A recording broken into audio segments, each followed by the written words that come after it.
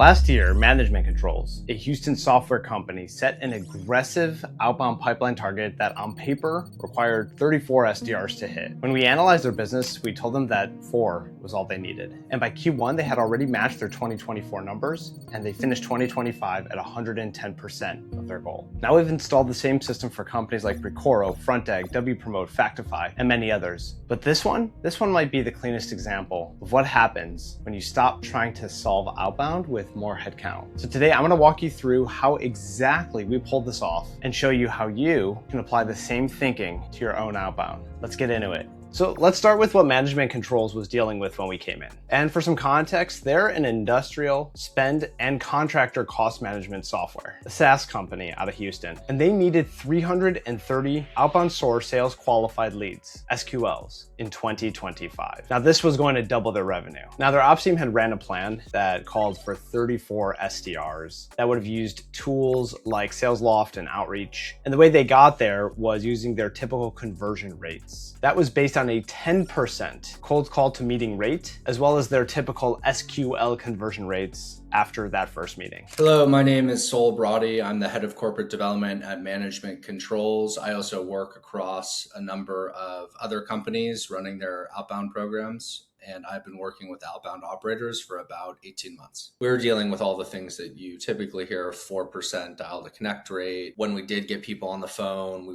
our reps weren't the right reps. We didn't have the right message. We weren't targeting the right people. Now we see this all the time. Assumptions in a model that is not based on data. So we do what we always do. We ran a live pilot with their actual prospects, their list. And what was clear is that their assumptions were not accurate. It was actually much worse. Their actual connect to meeting rate was closer to 3%, not 10%. And when you plug that number back into the model, that 34 plan quickly jumped to needing to hire 116 SDRs to get to that SQL goal that they had. Now think about what 116 reps actually looks like as a business decision. That's about $12 million in payroll just for those reps' salary, commission, tax, and benefits. That doesn't include other things like management layers and other stuff. It was obvious that no one on the executive team wanted to hire a small army of 116 SDRs. Just to find out that in 6 months, it was either gonna work or not. Well, I think that's what most people gravitate towards as a natural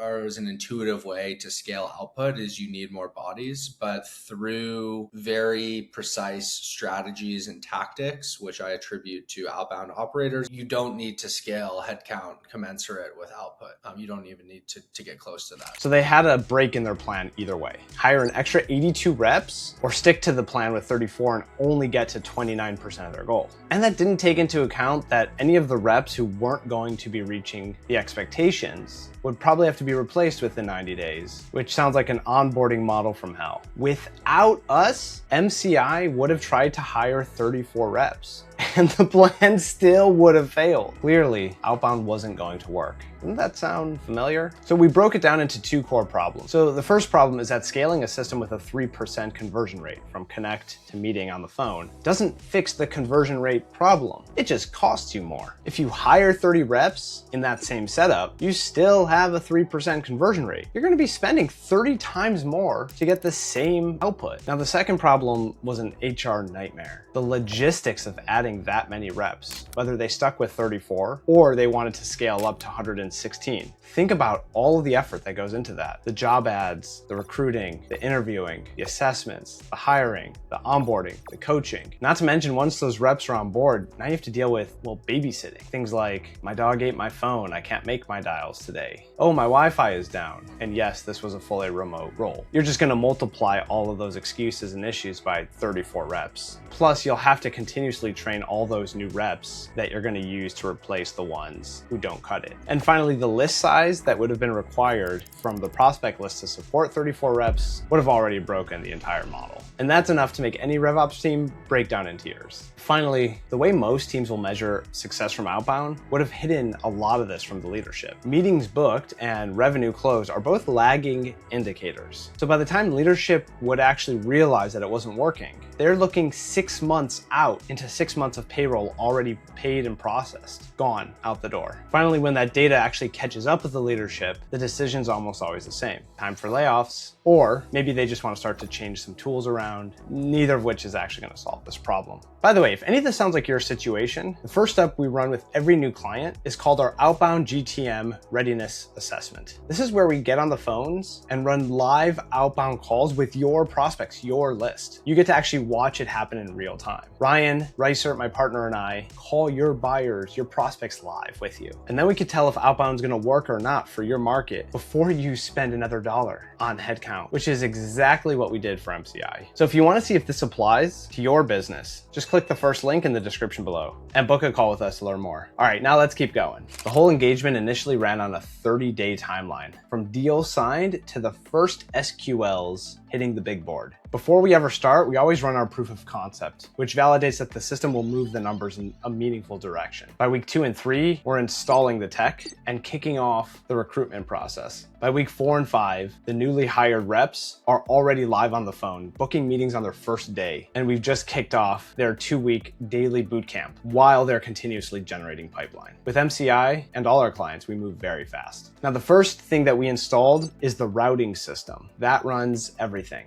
This is Ryan's buckets methodology, which he talks about in his book, Outbound Sales No Fluff. Before a rep ever picks up the phone to make a dial, every number on their list has already been scored to identify whether this person answers the phone or not. Numbers that don't lead to the prospect picking up get pulled out of rotation. A rep never calls those. What we route to the reps are the prospects who do answer their phone. That single thing alone shifted MCI's dial to connect rate from about 4% to 23%. That was almost a 6x lift. So in the last 16 months or so, we've made 356,000 dials. Dial to connect is strong at 16.5%. We have completed 61% of the connections that we've had. 17.2% we would consider activated. Meetings scheduled rate is almost 8%.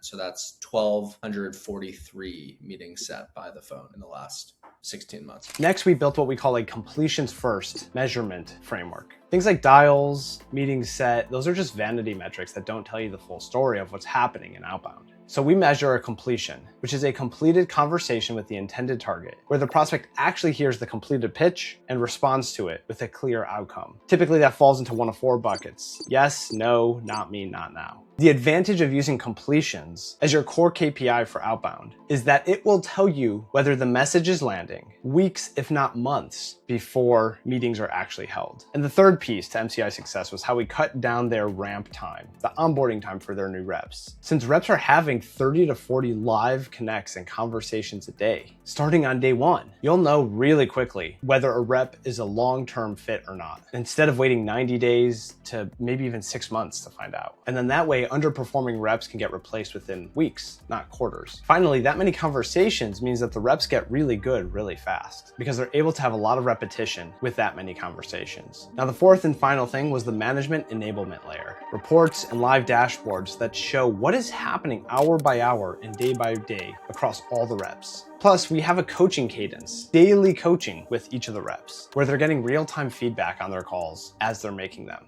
Without all of this in place, within 30 to 60 days, your typical outbound is going to start to struggle with old lists, reps who stop running the playbook, and no follow-up actually happening on them. This is exactly why so many outbound teams could even look good at the start, but then struggle a few months in. Like I said, I mean, we were doing everything that we could, 124, and we went to 368 or 370 in 2025. And we actually had a bigger budget in 2024 than we did in 2025, and we're producing around 100 sales qualified leads per year. Now, if you're a founder or a revenue leader watching this, here's what I want you to take away. Throwing more reps and dials at a system with bad conversion rates just gets you more dials and more headcount. which means you're spending a lot more money without getting results. But fixing the system itself is going to change this so dramatically that you might actually only need 1 rep for every 5 to 10 in your plan, which is exactly how MCI ended up with 4 reps instead of 34, ended 2025 at 110% of their SQL goal. The first thing that I did was find outbound operators and learn what they're about and the impact that they could make. And then the second thing I did is in contractual negotiations, ensure that they cannot work with any of my competitors. So if you're watching this and you are a competitor, we will continue to dominate you. Outbound operators is the team you hire when you're serious about go-to-market and you're ready to take the next step and go hard. So if you want to run the same diagnostic that we ran for MCI, click the first link in the description below to set up a call with us. From there, we'll walk you through our outbound GTM readiness assessment, where we get on the phones and actually make calls to your prospects, your list, with a script that we'll write for you. And within a week, we'll actually know what your real connect rate is, your list reach rate is, the receptivity to your messaging, and we'll actually know what your conversion rate math is. And that tells us how many reps you really need to hit your outbound revenue targets. Again, you can book a call by clicking that first link in the description. And if you want to keep learning how to build a real outbound engine, then you might want to check out this video next.